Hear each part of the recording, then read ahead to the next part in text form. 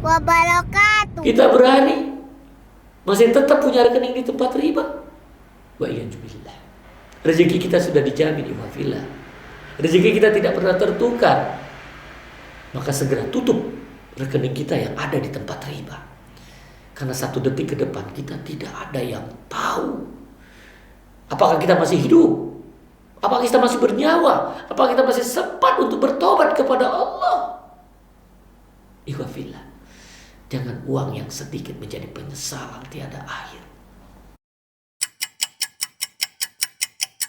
Ikhwafillah rahimakumullah, alhamdulillah di Selasa malam yang berbahagia ini, dari pagi siang tadi kita menerima curahan hujan, ya, rahmat dari Allah Subhanahu wa taala.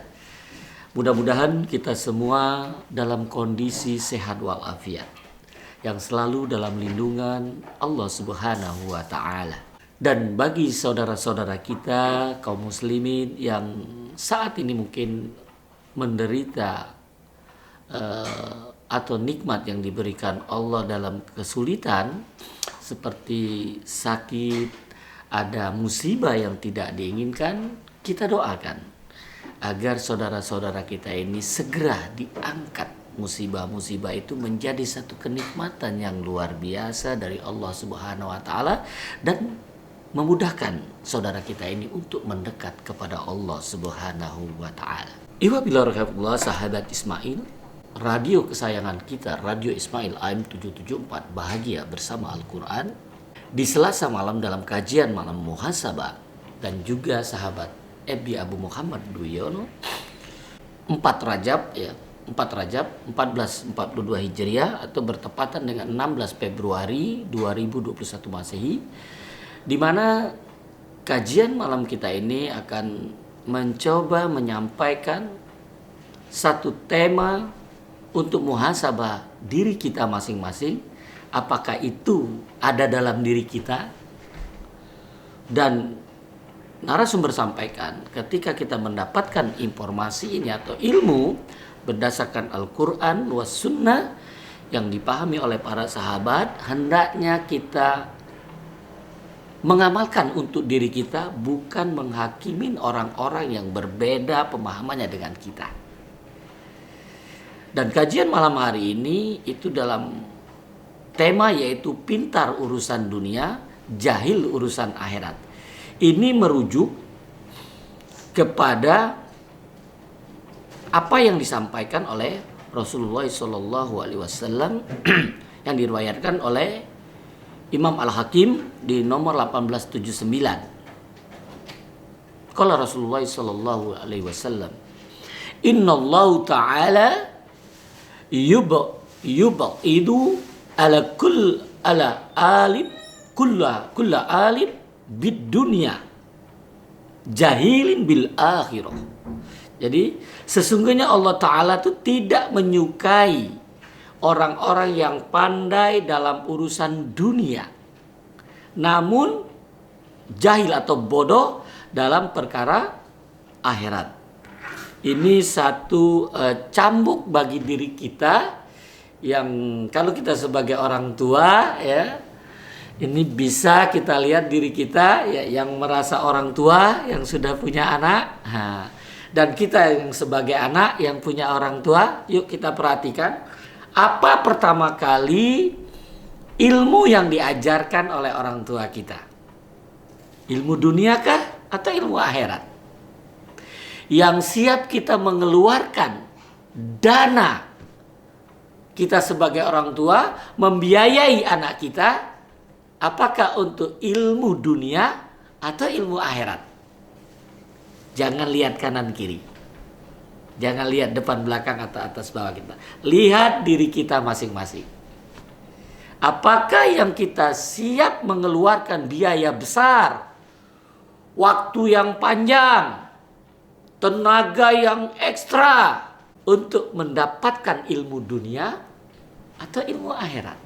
Kita lihat tadi, Rasul kabarkan Allah tidak menyukai. Allah tidak menyukai orang-orang yang pintar, orang-orang yang cerdas dalam urusan dunia, tapi dia bodoh atau dia jahil dalam urusan akhirat.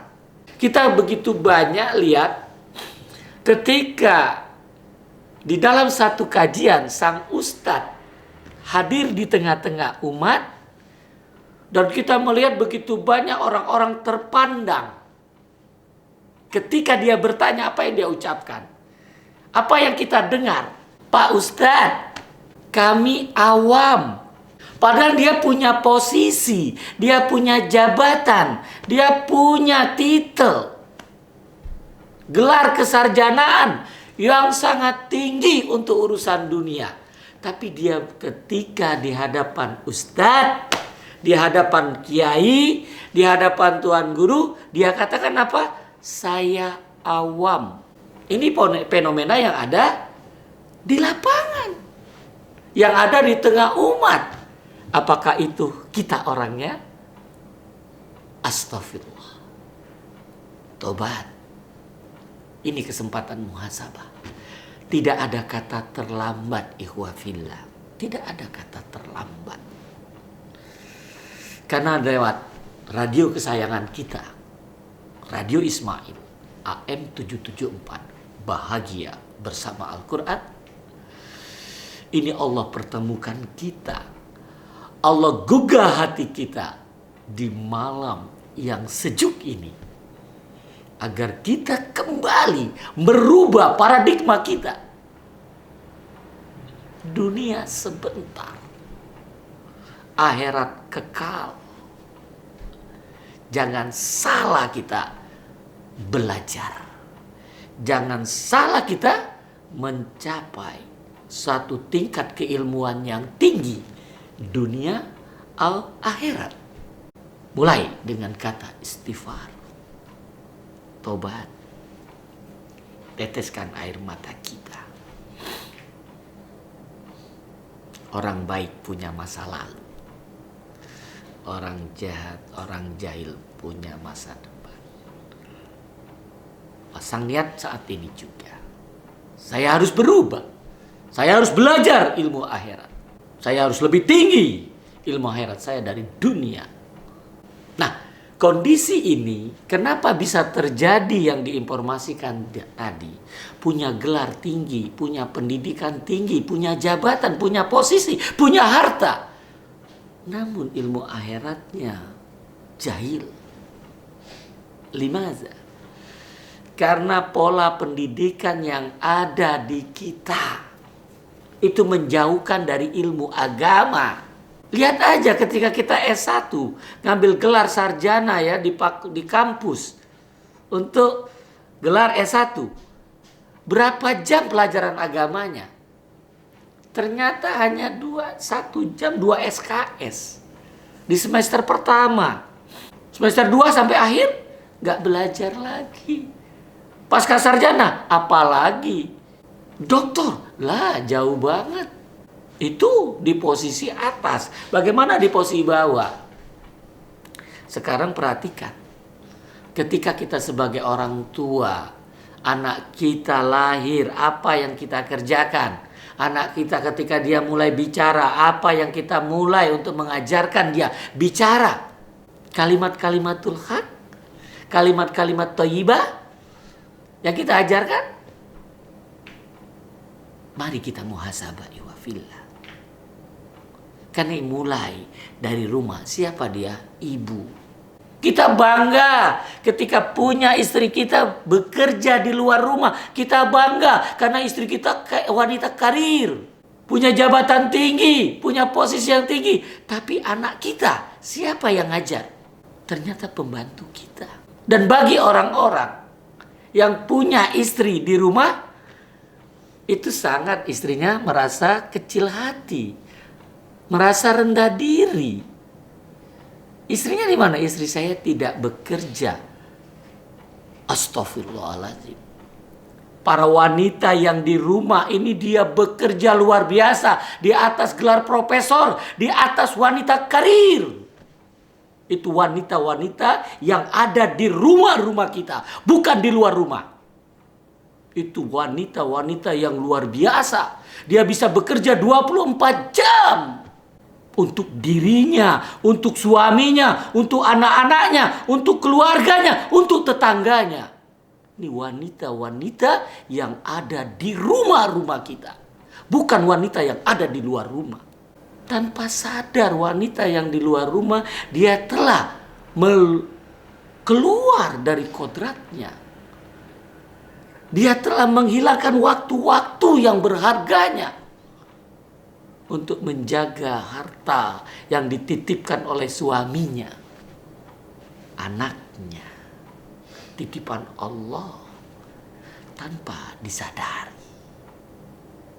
Banyak begitu wanita karir meneteskan air matanya ketika dia pulang ke rumah, pergi sebelum matahari terbit, pulang matahari sudah terbenam, lembur lagi.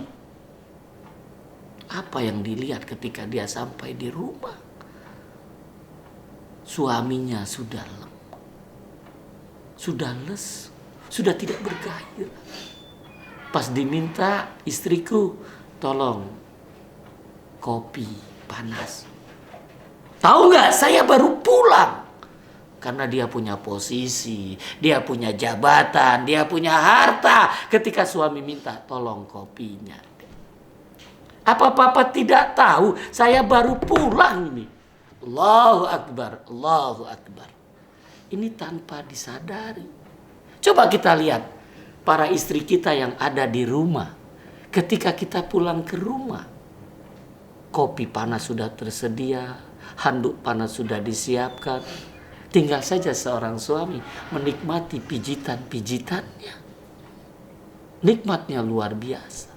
Ini kesempatan kita untuk introspeksi diri. Jangan salahkan orang lain. Kita masih ada waktu. Kita dekatkan, kita belajar. Belajar dinul Islam. Belajar ilmu akhirat. Karena wanita paling gampang masuk surga, ternyata wanita paling banyak di dalam neraka. Limaza, karena jarang berterima kasih kepada suaminya. Gak ada kewajiban seorang istri untuk keluar rumah mencari nafkah. Nah inilah, karena ilmu akhiratnya yang rendah.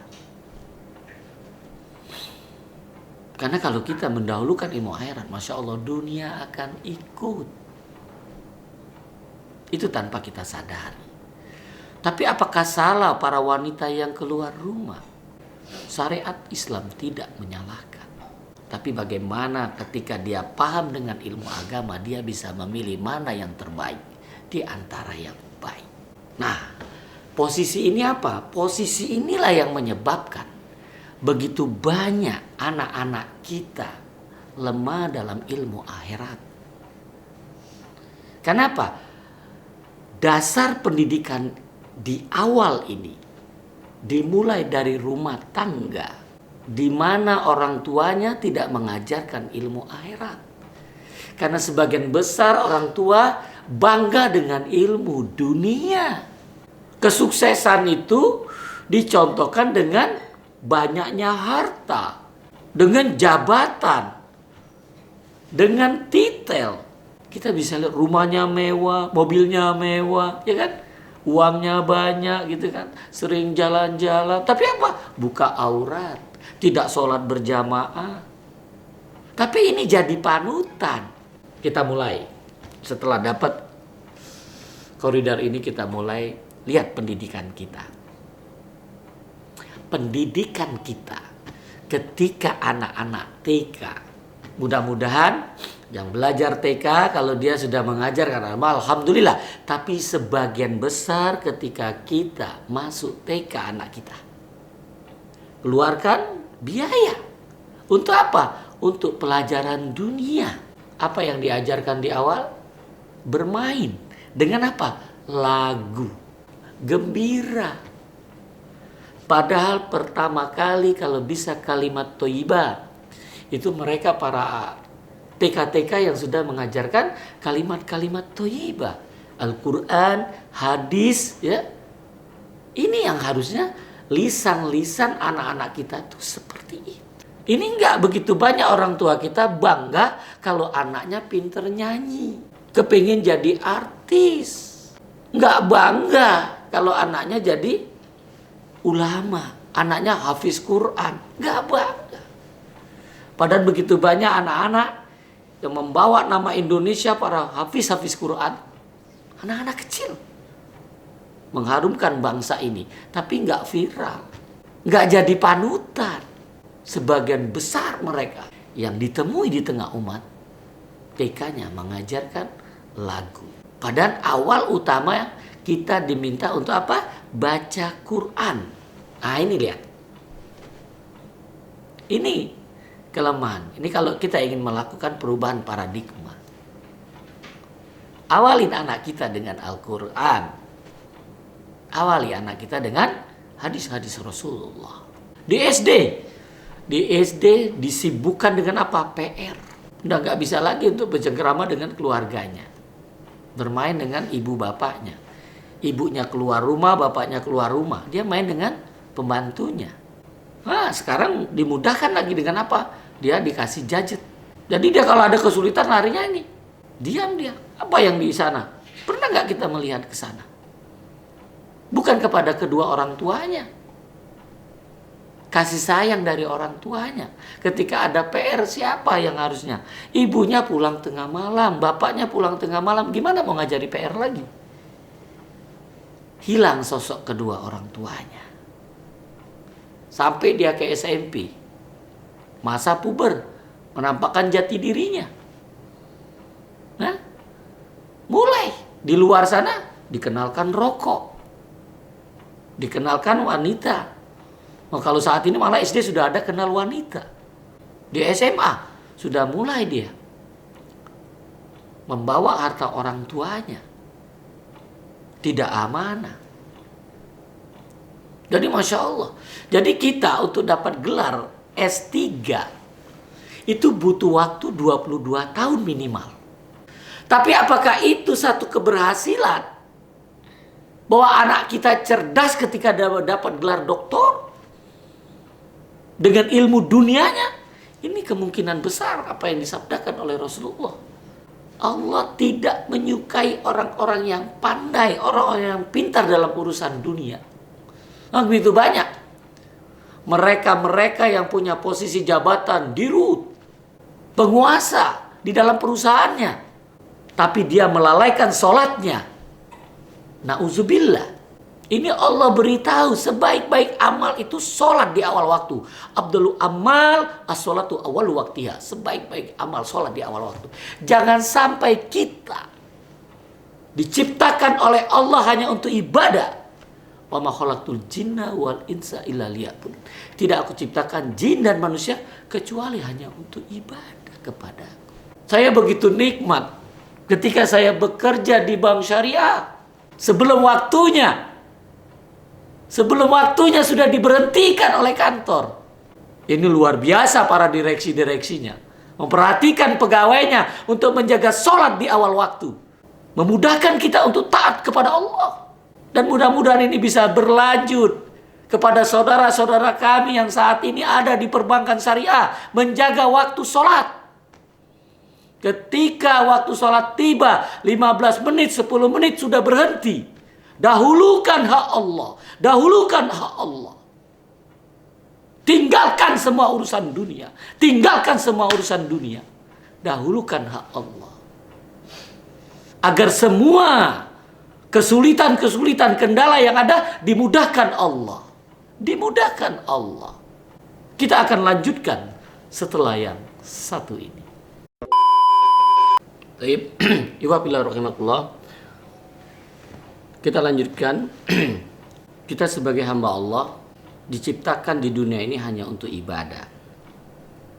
Nah, ketika kita di sini sibuk dengan urusan dunia dan sangat cerdas kita, pintar dengan urusan dunia, dengan titel yang begitu banyak, begitu tinggi, keilmuan yang begitu tinggi, tapi semua urusan dunia yang kita kuasai. Namun ketika diminta untuk membaca Al-Quran, kita gelagapan, kita nggak bisa. Diminta untuk sholat berjamaah, nggak ada yang bisa. Orang tua kita meninggal, nggak bisa kita tampil menjadi imam.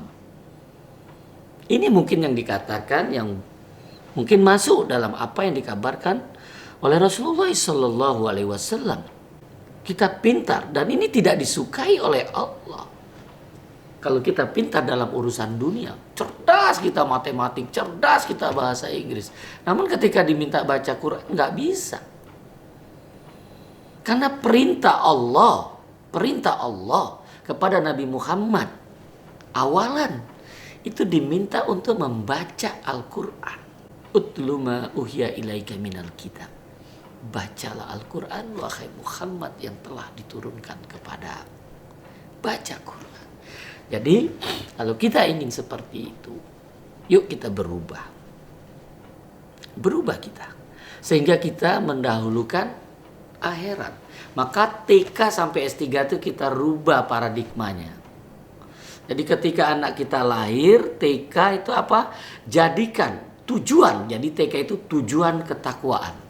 Jadi mulai di awal kita mendidik anak kita, kita sudah punya visi tujuan anak kita menjadi hamba Allah yang takwa.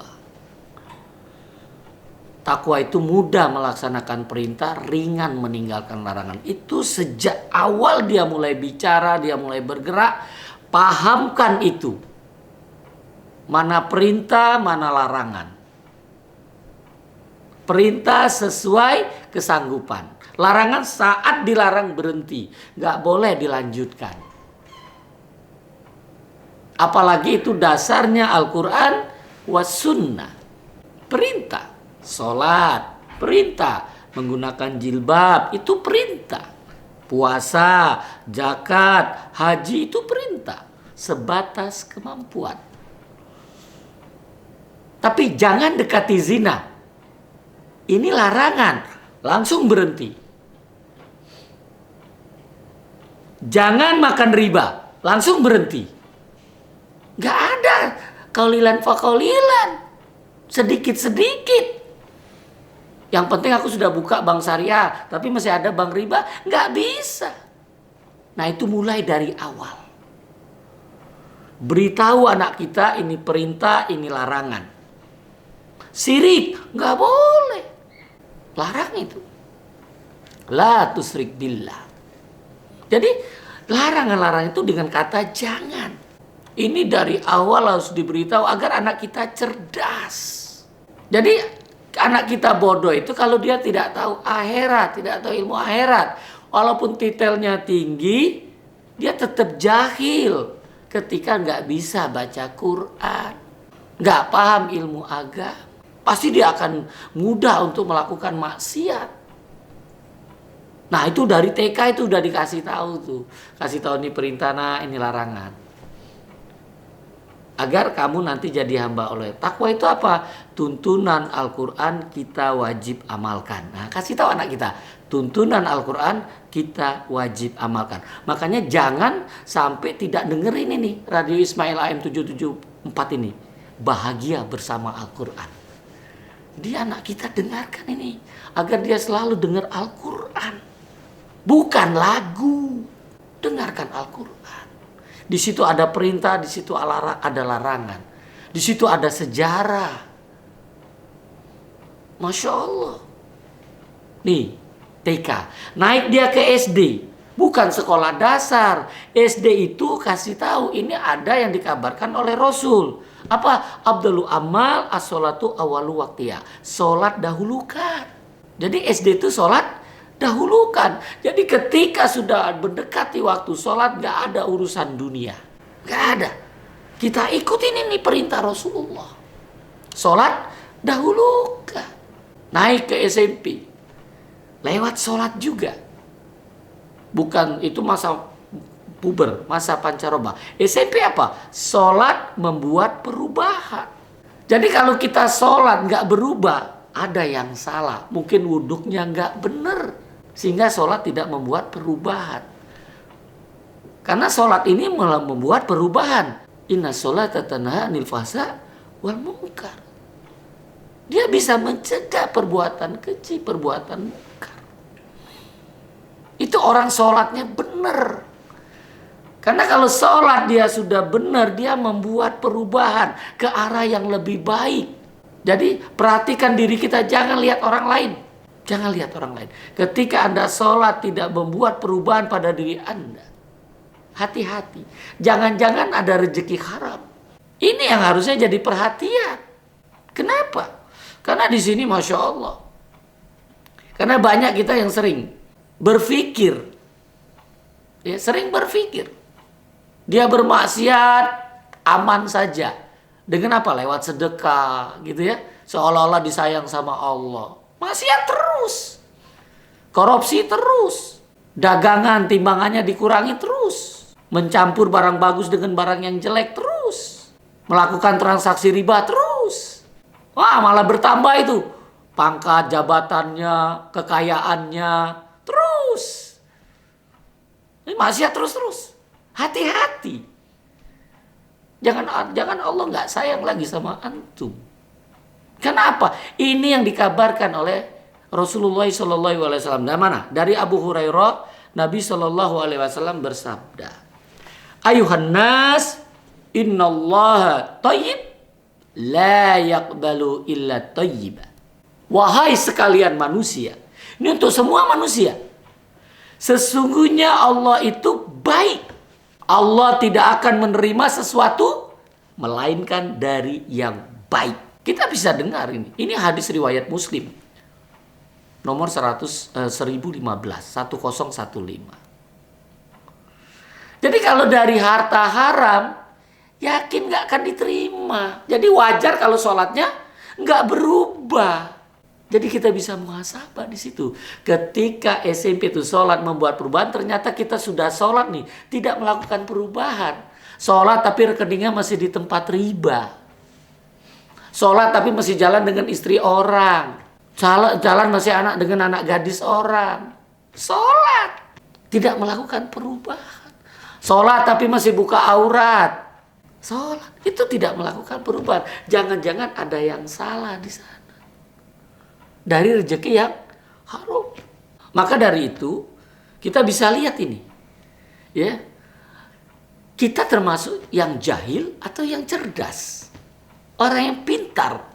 Dari Ibnu Umar radhiyallahu anhu berkata, satu hari aku duduk bersama Rasulullah SAW. Ini Ibnu Umar. Ya. Tiba-tiba datang seorang lelaki dari kalangan Ansor. Kemudian dia mengucapkan salam kepada Nabi Muhammad Sallallahu Alaihi Wasallam. Terus dia mengatakan, wahai Rasulullah, siapakah orang mukmin yang paling utama? Orang mukmin itu orang yang beriman. Orang Islam beriman, ya, mukmin dia. Ya, orang yang mukmin yang paling utama. Rasulullah Sallallahu Alaihi Wasallam menjawab, yang paling baik akhlaknya. Jadi dia nggak cepat untuk menghakimi orang lain ketika berbeda dengan dirinya. Akhlaknya paling baik, santun, ya, dengan hikmah, ya, Masya Allah. Terus orang ini bertanya lagi nih, orang Ansor ini bertanya lagi. Kemudian ia bertanya lagi, siapakah orang mukmin yang paling cerdas? Nih, kalau tadi yang jahil itu dia nggak bisa ilmu akhirat, dia pinter ilmu dunia tapi nggak paham ilmu akhirat, ya. Ini orang yang jahil atau orang yang bodoh. Tapi orang yang cerdas, orang yang pintar itu gimana? Siapa orang mukmin yang paling cerdas? Siapa orang mukmin yang paling pintar? Beliau menjawab. Apa dia? Yang paling banyak mengingat mati. Jadi orang yang pintar itu dia paling banyak mengingat mati. Karena dia tahu ini 1 detik ke depan dia belum tentu masih hidup. Ketika dia mengingat mati, kemudian dia paling baiknya apa? Dalam mempersiapkan kematian. Jadi dia sudah ingat mati, dia mempersiapkan kematian itu. Agar matinya dalam husnul khotimah. Bukan dalam maksiat kepada Allah. Nah, bagi kalau kita cerdas, kita pintar, nggak berani lagi nih sudah tahu kalau perbankan konvensional itu usaha yang bertentangan dengan prinsip syariat Islam. Kalau kita sudah tahu, ya, usaha perbankan konvensional itu riba, gak mungkin kita berani rekening kita masih ada di tempat riba. Itu kalau kita cerdas. Karena kita banyak yang jahil, maka begitu banyak kaum muslimin rekeningnya masih di tempat riba. Karena mereka belum tahu. Jadi orang yang cerdas, orang yang pintar tuh dia banyak mengingat mati dan mempersiapkan kematian tersebut. Itu orang yang cerdas.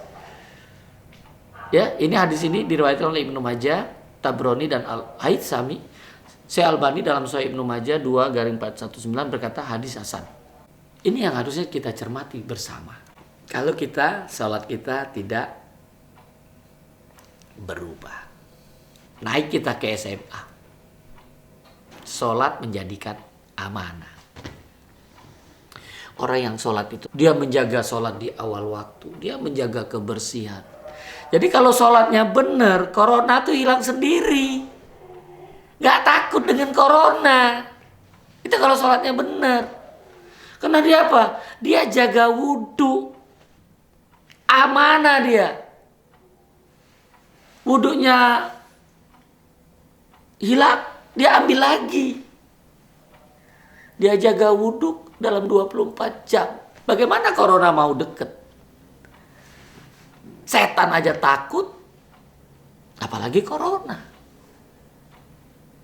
Dan benarlah apa yang dikatakan oleh Presiden Republik Indonesia, Bapak Jokowi. Gak perlu takut dengan corona.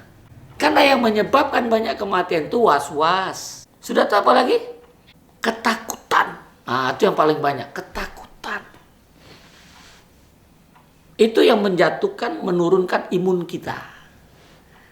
Maka kita tetap bagaimana kita menjaga kesehatan kita, ya. Ini cerdas. Kenapa? Untuk bisa kita taat kepada Allah. Jaga air wudhu kita. Jadi cuci tangan terus tuh. Cuci ini nih, hidung kita nih.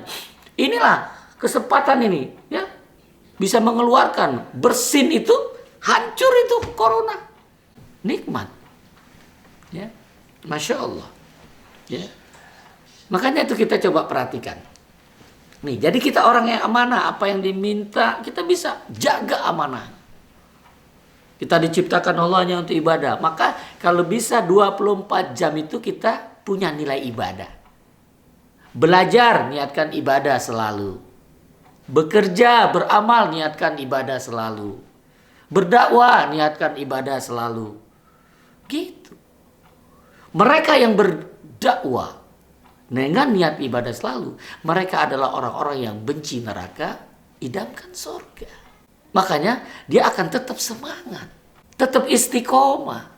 Kenapa? Karena kita diciptakan hanya untuk ibadah. Nah, ibadah diterima itu harus jelas, ya, harus jelas. Niat, ikhlas mengharap wajah Allah. Itu yang pertama. Innamal a'malu binniyat. Niat ikhlas mengharap wajah Allah. Yang kedua, sesuai dengan perintah dan tuntunan dari baginda Rasulullah Sallallahu Alaihi Wasallam.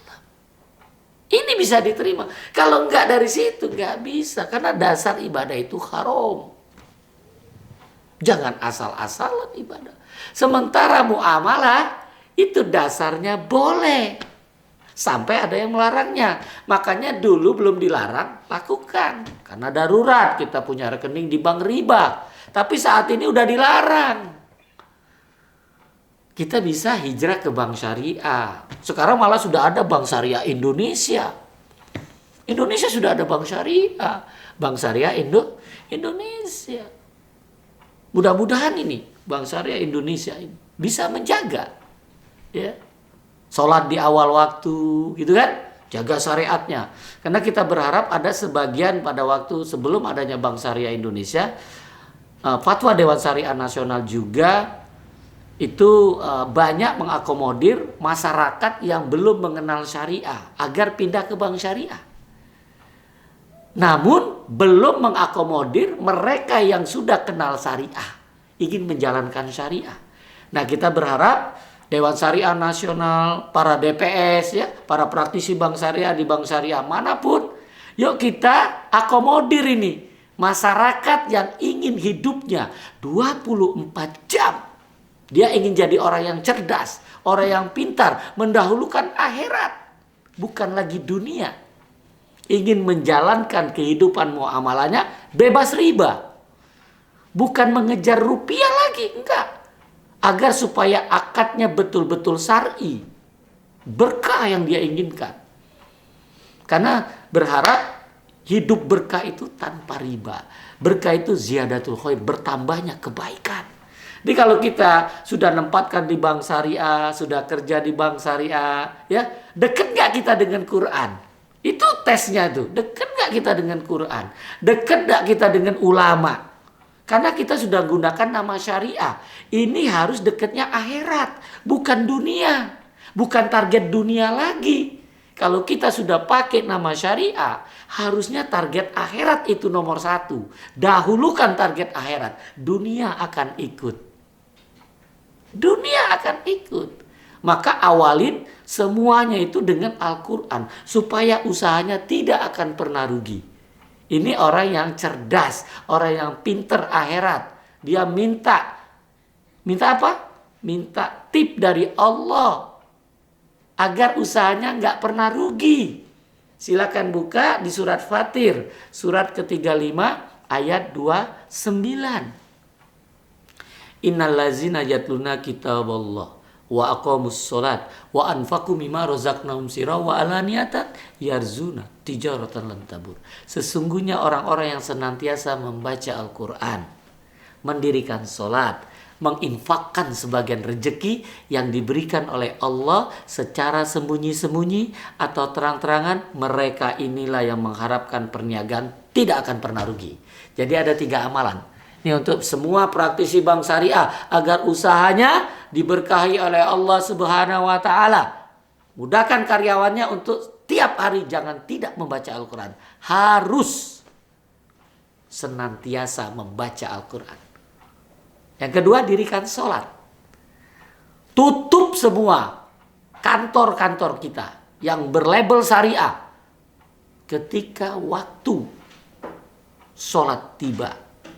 Jadi minta kalau bisa, kalau dulu tempat kita 15 menit sebelum waktu sholat.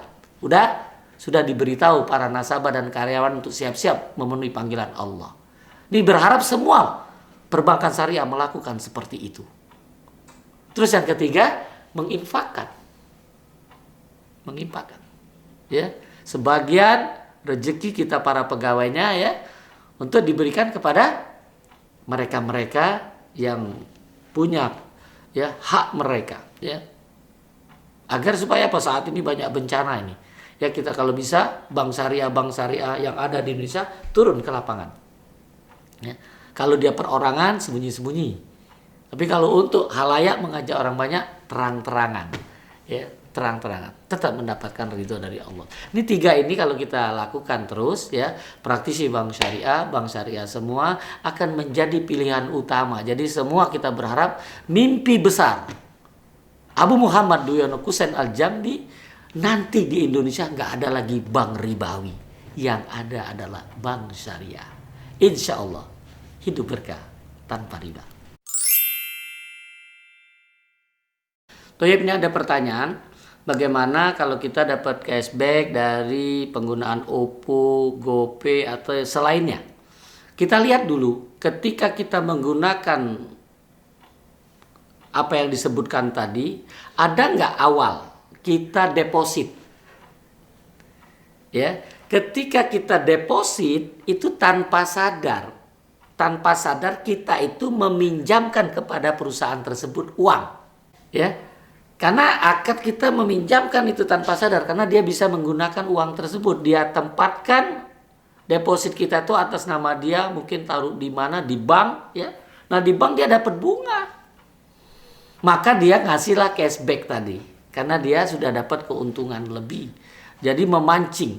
Karena jelas di sini ada riba ketika kita dapat cashback itu. Ada manfaat dari kita meminjam uang. Kullu qardin jaru manfaat fahuwa riba. Ya, setiap pinjaman yang mendatangkan manfaat itulah riba. Ya, jadi kita tanpa sadar itu masyarakat yang gunakan itu dia meminjamkan kepada perusahaan tuh deposit itu. Ya. Deposit itu ya. Contoh aja kalau kita deposit 50.000, kalau 1 juta orang berapa? Kalau itu ditempatkan di bank 50 miliar. Berapa dia dapat? Nah itulah yang makanya mungkin cashbacknya seperti itu, masih untung dia gede. Ya, masih untung, dan itu kan hanya untuk promo-promo tertentu. Maka kita sebagai seorang muslim hindari untuk selalu dapat cashback. Kita seorang muslim itu harusnya di atas. Kita kerjaan kita itu memberi, bukan menerima. Dan riba itu betul-betul rayuan. Karena orang yang biasa terkena riba itu kena rayuan. Siapa yang merayu? Iblis. Riba itu rayuan iblis berujung azab. Ya. Iya, semua yang terkena riba hidupnya nggak pernah tenang, baik dia pemakan maupun yang beri makan. Jadi yang dilaknat oleh Rasulullah itu ada 4. Laknat Rasulullah Shallallahu Alaihi Wasallam, akilar riba, wa mukilahu, wa katibahu, wa saidahi, wa qolahum sawa. Ada 4 yang dilaknat oleh Rasulullah. Bagaimana hidup kita bisa tenang kalau dilaknat oleh Rasulullah Sallallahu Alaihi Wasallam? Siapa dia? Pemakan riba, yang beri makan riba, ya, penulisnya, 2 orang saksinya, semuanya sama. Jadi kita sebagai narasumber anak beritahu kepada penanya, mulai hari ini, ya, silakan gunakan Oppo, jangan ambil cashbacknya. Ya, kita manfaatkan fasilitasnya. Jadi kita hindari rayuan tersebut, sehingga nggak ada masalah. Ya, jadi yang bermasalah ketika antum dapat cashback ketika antum di awal punya deposit. Nah, itu jalan keluarnya ya. Jadi kita orang Islam malah memberi lebih. Nah, gitu ya. Tawar ke atas, bukan ke bawah. Nah, itu kalau kita sebagai seorang muslim, rezeki kita tidak pernah tertukar. Rezeki kita sudah dijamin Allah. Jadi yakinkan itu. Jadi kita tetap semangat, orang Islam tetap semangat, optimis ya. Insya Allah hidup berkah tanpa riba. Ini ada pertanyaan dari hamba Allah. Saya bekerja di tempat orang kafir. Jadi sholat saya sering keteteran. Nah, keteteran ya. Apakah sholat saya sah? Ya, karena kadang-kadang jam 2 gitu ya. Kalau sholat zuhurnya gitu ya. Pokoknya telat lah, terlambat gitu ya. Sholatnya sah, cuman tidak mendapatkan amal terbaik. Kalau masih belum dibolehkan sholat, ya, kenapa? Kita takut, ya. Itu kalau sholatnya sah, ya, masih waktu di dalam waktu sholat itu, ya, masih, ya. Jadi sebaiknya kalau sudah bertanya seperti ini, yakinkan terganggu nggak ibadah kita. Itu yang paling utama, karena kita diciptakan oleh Allah hanya untuk ibadah. Jangan sampai kita bekerja, ya, bekerja ini adalah salah satu ikhtiar, sementara rezeki itu mencari kita, bukan kita yang cari. Ya, jangan sampai kita bekerja, waktu terbaik, amal terbaik nggak bisa kita amalin. Masih banyak begitu tempat lapangan kerja yang lain, ya.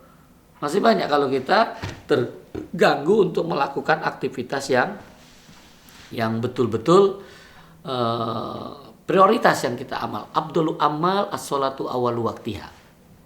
Sebaik-baik amal itu sholat di awal waktu. Coba dinegosiasikan baik-baik, ya, mudah-mudahan bisa diterima kok. Yang paling penting pekerjaan yang kita lakukan, baik itu dengan orang kafir, orang munafik, orang muslim, pekerjaan kita itu harus halal.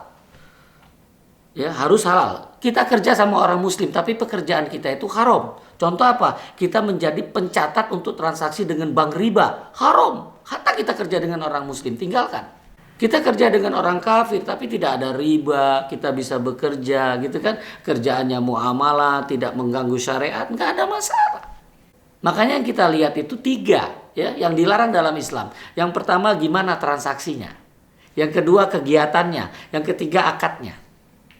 Kalau ini semua selamat dari larangan, laksanakan. Jadi kepada siapa aja, kita kerja sama orang Islam, tapi kita suruh pencatat riba. Dosa kita sama. Ini tinggalkan.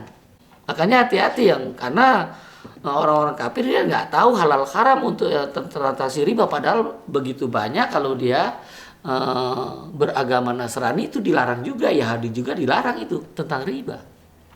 Ya. Ya mudah-mudahan antum bisa mencermatin ini dengan baik, dengan hikmah. Kalau nggak jelas nanti bisa diskusi dengan ustadz-ustadz yang lebih mahfum, lebih paham. Kalau ana mendahulukan hak Allah itu yang utama. Ya karena saya berkeyakinan dunia itu akan ikut. Karena rezeki saya tidak pernah tertukar. Itu yang saya yakini. Rezeki mencari kita, rezeki sampai saya mati. Itu yang harus kita yakini ya. Jadi kita tidak pernah tertukar. Makanya kita harusnya menjaga ya, menjaga waktu sholat. Karena nggak tahu tuh 1 detik ke depan kita masih hidup. Ya. Jangan sampai kita tertunda waktu sholat, kita mati belum sholat. Nah ya, insya Allah membawa berkah. Wallahu a'lam.